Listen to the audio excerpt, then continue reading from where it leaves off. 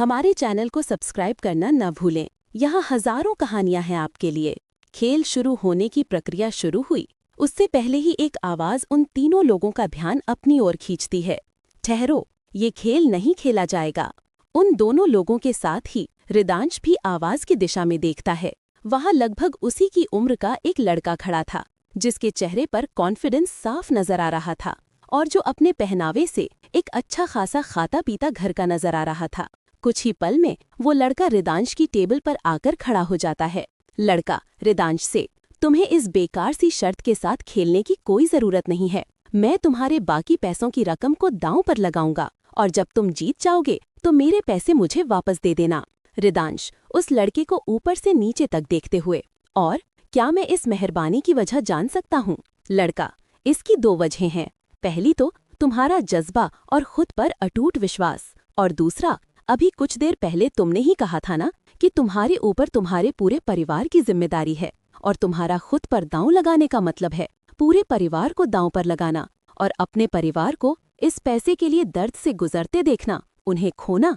क्या होता है ये बात मैं बहुत अच्छे से समझ सकता हूँ, क्योंकि एक वक्त था जब मैं इसी दर्द से गुजर चुका हूँ और अपने परिवार को इस बेदर्द गरीबी और भूख की आग से नहीं बचा पाया था, और मैं कभी नहीं चाहूंगा कि कोई और भी मेरी तरह इसी दर्द से गुजरे। आज मेरे पास पैसा है, दौलत है, लेकिन परिवार नहीं, और मैं दिल से चाहूंगा कि तुम कभी मेरी जगह खड़े होकर ये बात किसी को न बोलो जो आज मैं तुम्हें बोल रहा हूँ। लेकिन लड़का टोकते हुए, जब गरीबी और तंगी सर पर सवार होती है ना, तो ये साली किस्मत भी बस अक्सर धोखा ही देकर जाती है। और एक बार सोचो अपने परिवार के लिए कि अगर तुम्हें कुछ हो गया तो उनको कौन देखेगा? रिदांश कुछ सोचते हुए, ठीक है, लेकिन इसके बाद जो भी कीमत मैं तुम्हें दूंगा वो तुम्हें मंजूर होगी, तभी मैं तुम्हारी इस बात को मानूंगा। लड़का, मंजूर है। रिदांश, तुम्हारा नाम? दक्ष। इसके बाद रिदांश दक्ष के साथ दांव लगाकर जॉन के साथ खेल शुरू करता है। इस खेल में प्रत्येक खिलाड़ी को डीलर से 4 कार्ड बांटे जाते हैं,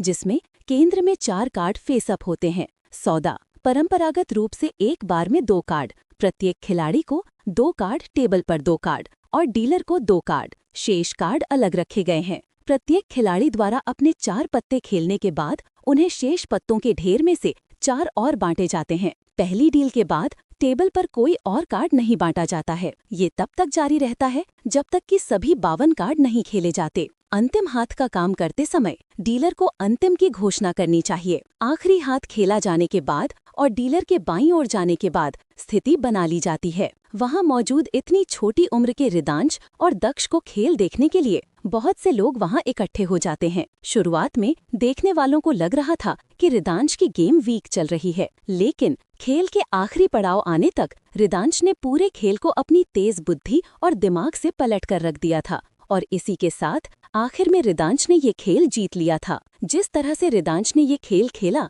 वहां मौजूद हर इंसान उसके दिमाग और ट्रिक की दाद दे रहा था। जीत की मिली राशि को मिलाकर अब रिदांश के पास पूरे 50 लाख हो चुके थे, जिसमें से 5 उसके अपने थे, 20 दक्ष के और बाकी के जीत में हासिल किए थे। लेकिन रिदांश ने सारी राशि में से केवल 10 अपने पास रखे थे और बाकी के 40 दक्ष के हवाले कर दिए, जो देखकर दक्ष भी असमंजस में था। दक्ष, लेकिन ये तो तुम्हारे हैं ना, फिर मुझे इतने सारे रुपये क्यों दे रहे हो? नहीं, मैंने अपनी रकम से कमाई राशि ले ली, बाकी की रकम मैंने तुम्हारे पैसों से कमाई है, इसलिए उस पर सिर्फ तुम्हारा ही हक है। दक्ष, लेकिन टोकते हुए, शर्त के मुताबिक भी यही बात हुई थी कि जो मैं दूंगा वो तुम चुपचाप रख लोगे। थैंक यू नहीं बोलूंगा, क्योंकि जो तुमने किया है उसका बदला तो मैं अपनी पूरी जिंदगी भी अगर तुम्हारे नाम कर दूं तो भी कम है। और सच तो ये है कि मैं अगर खुद भी करना चाहूँ तो भी तुम्हारा शुक्रिया कभी अदा नहीं कर सकता। अगर तुम मुझ पर भरोसा नहीं करते तो मैं कभी ये जीत हासिल ही नहीं कर पाता। दक्ष, ऐसा मैंने कुछ भी नहीं किया है, तुम ज्यादा ही सोच रहे हो। लेकिन अगर तुम्हें वाकई में लगता है कि मैंने कुछ भी किया है तुम्हारे लिए, तो बेशक तुम मुझे इसका बदला दे सकते हो। रिदांश, और वो कैसे? दक्ष अपना हाथ आगे बढ़ाकर, अपनी दोस्ती का तोहफा देकर। रिदांश अपना हाथ आगे बढ़ाकर, it would be my pleasure. Flashback and. Prisha, उस दिन के बाद से भाई ने कभी पीछे मुड़कर नहीं देखा और दक्ष और भाई ने कभी भी फिर एक दूसरे का साथ नहीं छोड़ा। और कुछ वक्त बाद अनिकेत भाई, जो पापा के बहुत अच्छे दोस्त के बेटे होने के साथ ही भाई के बचपन के भी दोस्त थे, यूएस से लौटे और उन्हें हमारे हालात के बारे में सब पता चला, तो वो भी भाई के साथ कंधे से कंधा मिलाकर उनकी हर परेशानी और तकलीफ में साथ रहे। इन तीनों का साथ भले ही किस्मत ने जोड़ा था, लेकिन इन तीनों ने अपने साथ को अपनी ऐसी मजबूत ताकत बना लिया जिसकी नींव हिलाना आज तक किसी के बस की बात नहीं। धीरे धीरे भाई ने अपनी मेहनत और जुनून से वो सब हासिल किया जो हम कभी तसव्वुर भी नहीं कर सकते थे। पूरी दुनिया को आज रिदांश अग्निहोत्री एक चमकता सितारा नजर आता है, एक ऐसा सितारा जिसके पास कोई आए तो वो उसकी तपिश और तेज से ही जल जाए, जिसकी एक आवाज से लोगों की नजरें और आवाज झुक जाती है, जिसके आज खड़े होने पर कोई बैठा नहीं रह सकता। लेकिन इस सब को पाने के लिए मेरे भाई को 10 साल लगे, 9 साल लगे भाई को यहाँ तक पहुँचने में। और इन बीते 9 सालों में वो हर पल जिस दर्द और तकलीफ से गुजरे उसका अंदाजा किसी को नहीं। सबको लगता है रिदांश अग्निहोत्री बस एक हार्टलेस और घमंडी बिजनेस टाइकून है, लेकिन क्या कोई उस 18 साल के लड़के और उसके छोटे भाई बहन की उस बेबसी को महसूस भी कर सकता है, जहां छोटी सी उम्र में ही उन्होंने अपने बाप को खो दिया, जहां उनकी जन्म देने वाली माँ उन्हें आज तक ठीक से पहचानती तक नहीं है, जहां उसके पास अक्सर कितनी बार खाने के लिए लोगों के ताने और गालियां ही होते थे। अक्सर कितनी रातें हमारे भाई ने बस हमारे लिए जागकर भूखे पेट गुजार दी ताकि हम चैन से भरपेट सो सकें। हमारे भविष्य के लिए उन्होंने अपने आप तक को दांव पर लगा दिया था। मैं कैसे उस फरिश्ते जैसे भाई को गलत कहना तो दूर, ख्यालों में भी गलत सोच तक नहीं सकती। सच तो ये है कि अगर भाई नहीं होते तो आज हम में से कोई भी शायद जिंदा ही नहीं होता, और अगर होते भी तो कहीं दर दर की ठोकरें ही खा रहे होते। इतना कहते कहते प्रिशा बहुत ज्यादा भावुक हो उठती है और आरना अपने ख्यालों से बाहर आकर उसके लिए पानी लेने के लिए किचन की तरफ जाती है, और जब वो कुछ देर बाद पानी का ग्लास लिए वहां आती है तो रिदांश को प्रिशा के पास देखती है और आरना के कदम उसे वहां देखकर वहीं कुछ दूरी पर रुक जाते हैं। रिदांश, जो कि अपनी माँ को सुलाकर अभी अभी यहाँ आया था और प्रिशा को रोता देख उसके पास ही रुककर उसे सांत्वना दे रहा था, जिसे देखकर आरना काफी हैरान थी, क्योंकि उसने कभी ऐसी सॉफ्ट साइड इमेजिन तक नहीं की थी, फिर चाहे वो उसकी फैमिली के लिए ही क्यों ना हो। इस वक्त रिदांश बिल्कुल डिफरेंट पर्सन लग रहा था और वो एक पिता की भांति प्रिशा को प्यार और सुकून से शांत करने की कोशिश कर रहा था। और फिर प्रिशा थी भी उसकी सबसे छोटी बहन, तो थोड़ी लाडली होना भी जाहिर था, मगर आरना के लिए ये सब किसी चमत्कार से कम नहीं था। भाई, आखिर कब तक सब ऐसे रहेगा, और आखिर कब माँ हमें पहचान कर प्यार से अपने सीने से लगाएंगी? आखिर कब तक उनकी ममता पाने के लिए हमारा दिल यूं ही तड़पता रहेगा? और आखिर कब सब ठीक होगा भाई? आखिर कब? रिदांश प्रिशा का सर सहलाते हुए, डोंट वरी, जल्दी ही सब ठीक हो जाएगा। लेकिन कब भाई? ट्रस्ट है ना अपने भाई पर, ईश्वर से भी ज्यादा। रिदांश प्रिशा के सर को चूमकर, तो बस फिर ट्रस्ट मी और बिल्कुल रोना बंद करो। रिमेंबर, तुम प्रिशा अग्निहोत्री हो, रिदांश अग्निहोत्री की बहन, और तुम्हारी आंखों में बेबसी के ये आंसू बिल्कुल शोभा नहीं देते। और अग्निहोत्री अपना सर कटा भले ही सकते हैं, लेकिन किसी के आगे झुका नहीं सकते, फिर चाहे वो हालात हों या फिर कोई इंसान। और जितना हमारी तकदीर है, वरना हमारे खून में इतनी ताकत तो बेशक है कि हम अपनी तकदीर अपने हाथों बदल सकते हैं, राइट? रिदांश की बात सुनकर प्रिशा अपने आंसू साफ करते हुए हाँ में अपना सर हिला देती है। और तभी ऐन मौके पर आज हुई इन सब बातों और वाक़े से अनजान आयुष घर में आता है, और जब रिदांश की नज़र उस पर पड़ती है तो वो प्रिशा को छोड़कर आयुष की तरफ बढ़ता है और उसके सामने जाकर अचानक ही एक जोरदार थप्पड़ आयुष के बाईं गाल पर जड़ देता है। और आयुष, जो बिल्कुल भी इस थप्पड़ के लिए तैयार नहीं था, अचानक लगे इस जोरदार थप्पड़ से वो अपना बैलेंस खो देता है और बराबर में पड़ी कुर्सी पर मुंह के बल गिर पड़ता है, जिसकी वजह से उसके होठों के किनारे से खून रिसने लगता है। और इस वक्त कुछ वक्त पहले से बिल्कुल विपरीत एक बार फिर आरना को रिदांश के चेहरे पर हमेशा की तरह दिखने वाला उसका बेतहाशा गुस्सा और उसके कठोर भाव ही नजर आ रहे थे। हमारे चैनल को सब्सक्राइब करना ना भूलें, यहाँ हजारों कहानियां हैं आपके लिए।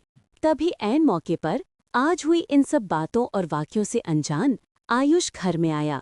जब रिदांश की नज़र उस पर पड़ी तो वो प्रिशा को छोड़कर आयुष की तरफ बढ़ा और उसके सामने जाके अचानक ही एक जोरदार थप्पड़ आयुष के बाएं गाल पर जड़ दिया।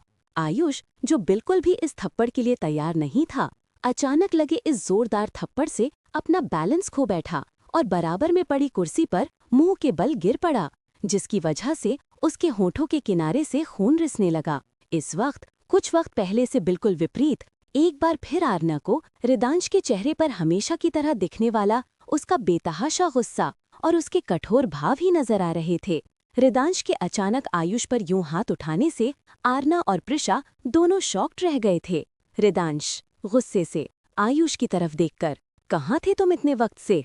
आयुष खड़े होकर अपनी नजरें झुकाकर, भाई वो। रिदांश अपने दांत पीसते हुए तेज आवाज में, I want your dam answer now. भाई, दरअसल ड्राइवर घर पर नहीं था, इसीलिए बस मैं अपने एक दोस्त को छोड़ने उसके घर गया था। आरना मन में, हे भगवान, आयुष जी तो नैना को उसके घर छोड़ने गए थे, अनजाने में मेरी वजह से आयुष जी को ये सब सहना पड़ रहा है। रिदांश गुस्से से आयुष का कॉलर पकड़ते हुए, बहुत अच्छे से जानते हो ना कि माँ की क्या हालत है, उन्हें बिल्कुल अकेला नहीं छोड़ सकते। उसके बावजूद भी इतनी बड़ी लापरवाही कैसे की तुमने?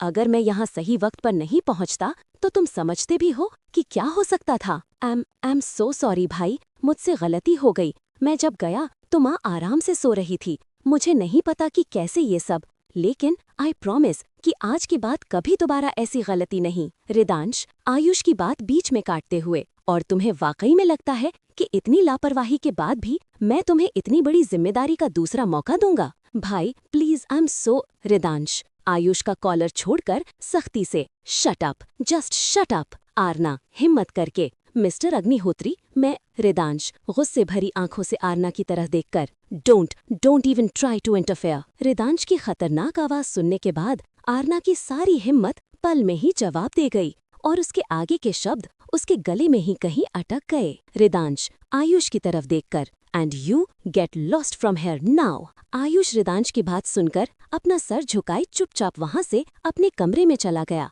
उसके चेहरे पर उदासी देखकर आरना को भी बहुत बुरा फील हो रहा था। रिदांश भी गुस्से से वहां से अपने कमरे में चला गया। कुछ देर बाद आरना खाने की प्लेट लेकर आयुष के कमरे की तरफ गई और उसके कमरे के दरवाजे पर दस्तक दी। कुछ पल बाद आयुष दरवाजा खोला और आरना को अंदर आने के लिए कहा। आरना टेबल पर खाना रखते हुए, आप पहले जल्दी से खाना खा लीजिए। थैंक यू भाभी, लेकिन मुझे भूख नहीं है। भूख तो है, लेकिन मन खराब है। जो कुछ भी हुआ वो मेरी वजह से हुआ। ना मैं आपको नैना को छोड़कर आने के लिए कहती और ना ये सब होता, जाने अनजाने में ही सही, लेकिन मेरी वजह से आपको इतना कुछ सहना और सुनना पड़ा। मुझे माफ कर दीजिए। मैं ये क्या कह रही हैं भाभी आप?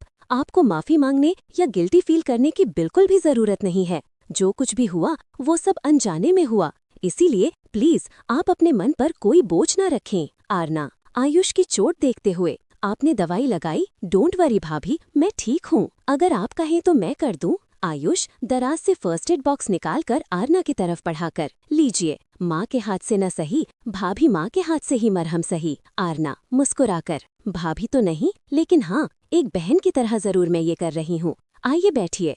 आयुष वहीं बेड पर बैठ जाता है। आपको बुरा नहीं लगा? आपके भाई ने सबके सामने आप पर हाथ उठाया। आप जानती हैं भाभी, अक्सर जब भी बचपन में कोई चोट लगती थी तो हमेशा ही माँ की याद आती थी, जबकि वो हमेशा से साथ ही रहीं, लेकिन फिर भी उनका होना या ना होना बराबर ही रहा। हालांकि भाई ने अपने भाई होने के फर्ज के साथ ही हमेशा हमारे माँ बाप होने का फर्ज हर कदम पर बखूबी निभाया है। हमें पढ़ाया लिखाया, हमारे सारे सपने पूरे किए और हमें इस काबिल बनाया कि अपने पैरों पर खड़े हो सकें। और जितनी कुर्बानी उन्होंने हमारे लिए आज तक दी है, अगर उसके बदले हम उन पर अपनी पूरी जिंदगी भी कुर्बान कर दे तो भी कम है। आरना दवाई का बॉक्स बंद करते हुए, प्रिशा ने आज मुझे बताया कि कैसे और कितनी मुश्किल के बाद मिस्टर अग्निहोत्री यहाँ तक पहुँचे। आयुष कुछ सोचते हुए, आपसे एक बात पूछूं भाभी? जी कहिए। आज रास्ते में नैना जी से मेरी बात हुई और उन्होंने मुझे बताया जिन भी हालातों में आपने भाई से शादी की, मुझे नहीं पता भाई ने ऐसा क्यों किया,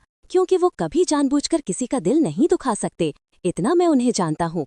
लेकिन फिर भी जो कुछ हुआ, क्या आप सब कुछ भूलकर भाई के साथ अपनी जिंदगी में आगे नहीं बढ़ सकते? आरना गहरी सांस लेकर, मिस्टर अग्निहोत्री आपके भाई हैं और एक भाई के रूप में, एक बेटे के रूप में उन्होंने जो कुछ भी किया उसकी मैं दिल से इज्जत करती हूँ, लेकिन जिस तरीके से सबके लिए अपना परिवार अहम होता है, उसी तरह मेरे लिए भी मेरे पापा, मेरा गुरूर, मेरी जिंदगी है। दुखी भाव से, जो कुछ भी मिस्टर अग्निहोत्री ने मेरे साथ किया उसको शायद मैं वक्त के साथ भूल भी जाऊं, लेकिन जो कुछ भी मिस्टर अग्निहोत्री ने मेरे पापा के साथ किया और वो जिस तकलीफ और बेइज्जती से गुजरे हैं, उसको मैं कभी नहीं भूल सकती, कभी भी नहीं। आयुष गहरी सांस लेकर, मैं समझता हूँ आपकी सिचुएशन, लेकिन मैं फिर भी यही दुआ और उम्मीद करूंगा कि एक दिन वो लम्हा भी आए जिसमें आप दोनों के दिल में सिर्फ एक दूसरे के लिए सिर्फ बेशुमार प्यार हो। आरना आयुष की बात इग्नोर करते हुए, आप खाना जरूर खा लीजिएगा, मैं चलती हूँ, good night. Good night.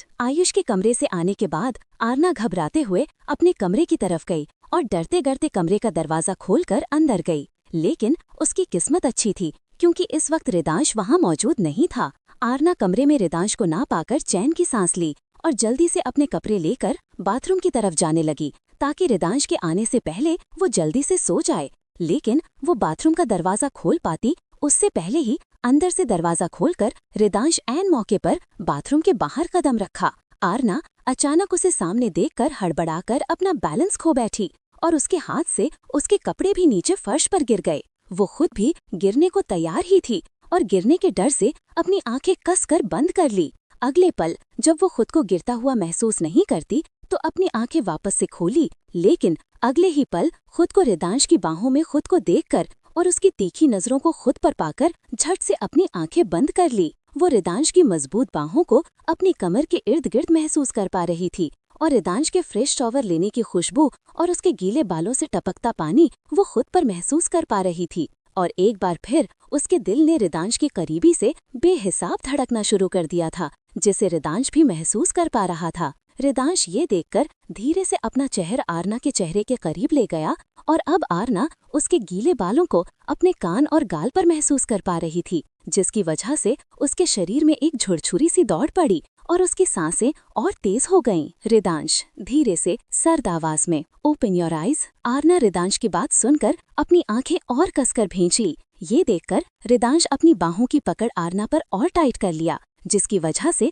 Aarna और रिदांश के बीच अब 1 इंच का भी फासला नहीं बचा था।